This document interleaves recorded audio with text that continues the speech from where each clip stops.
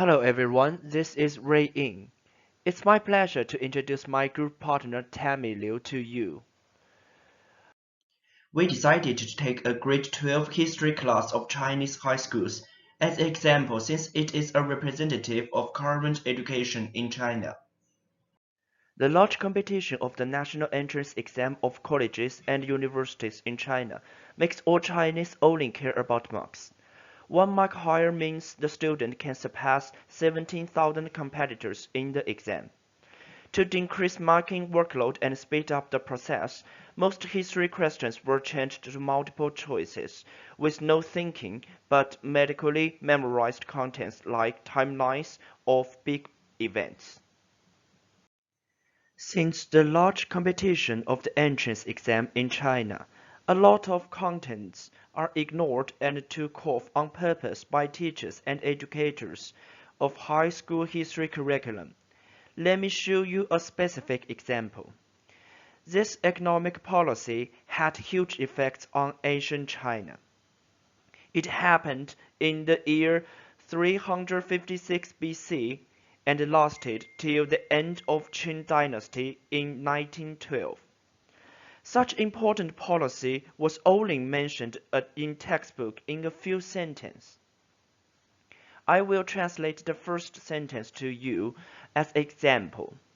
The first line says, in Warring States' time, Shangyang from Qing country changed law and policy, and that was the first time Chinese government came up the policy of stressing agriculture and restraining commerce.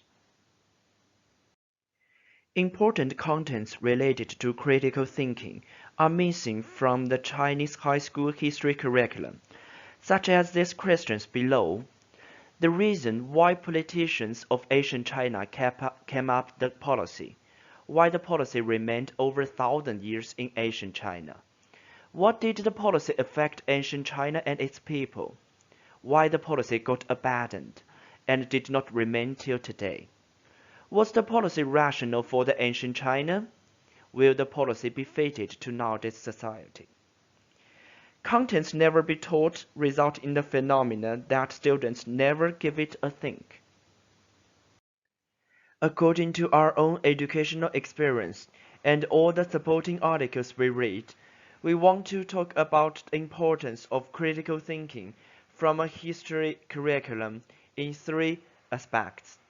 First, critical thinking ability, also referred as historical understanding in Angela Bermudez's article, is a very important goal of history education, which represents the ability of providing reflective basis on a historical event, respecting for diversity, independent thinking, and openness to controversial issues. With historical understanding ability, students can comprehend an event rationally from different perspectives to avoid two-subject ideas and to avoid traditional thoughts from other people.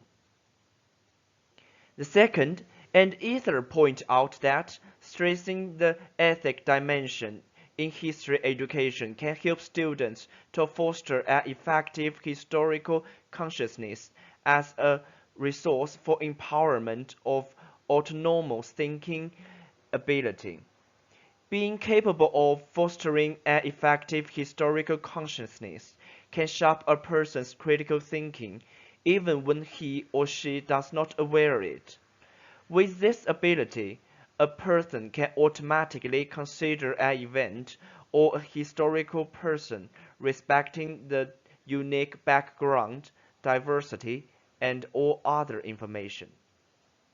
The third, in the article teaching students how to analyze and evaluate arguments in history, Robert Swartz talked about instructing students to get used to deductive reason, a historical event from multiple historical perspectives.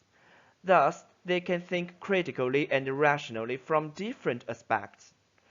To evaluate a historical event or a character critically needs a person to fully understand the related background information, the diversity of different sides of related race or states of people, and other information as well. Thank you very much. Hi everyone, this part is about 3 practical ideas that may help relieve the current situation in Chinese historical class.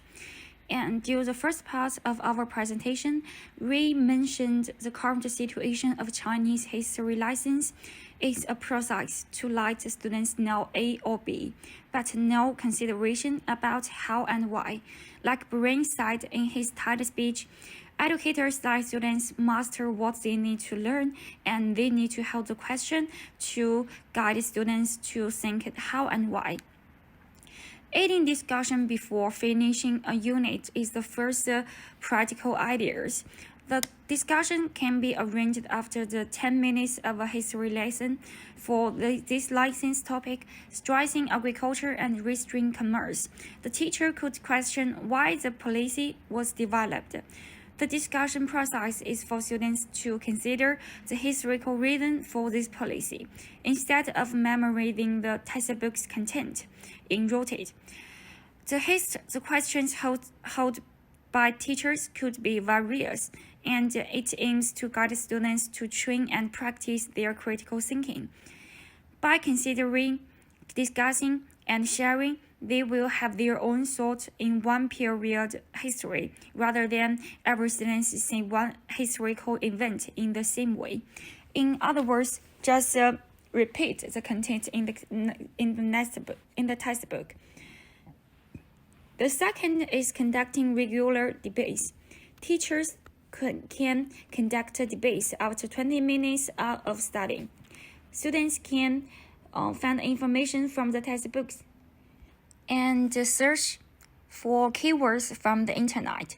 Students can be divided into 2 groups. One group supports this policy and one doesn't. According to Brain's speech, this part encourages students to think about this policy's influence deeper.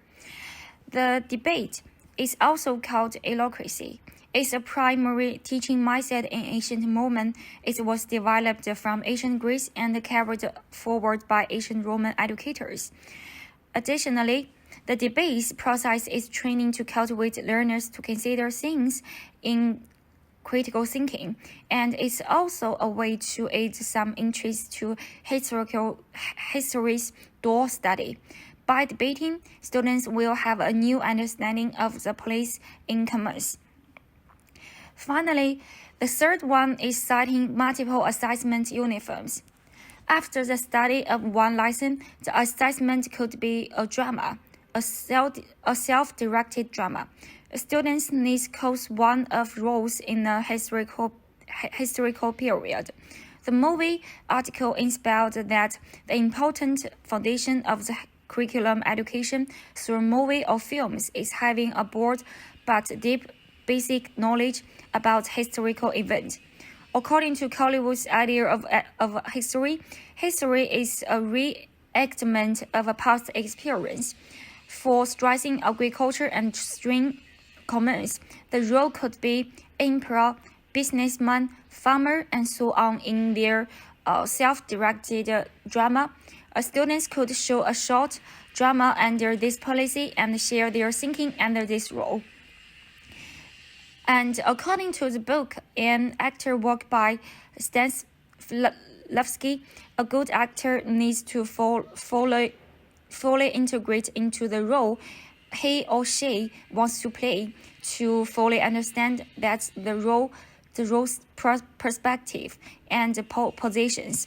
We believe encouraging students to play an assigned role in the self-directed drama helps them to put themselves into the role and encourages them to think from their roles.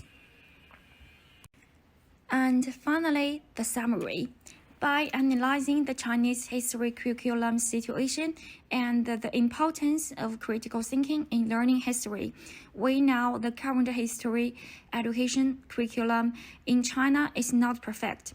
To change the phenomenon that knowledge will be usefulness when students are out of school, we need to consider how to deliver knowledge in a certain way that helps students to build and train their critical thinking, like the 3 practical ideas we mentioned. And the future study should focus on developing more creative inventions to cultivate Chinese learners' critical thinking. That's all. Thanks for your listening. And the next page is our references.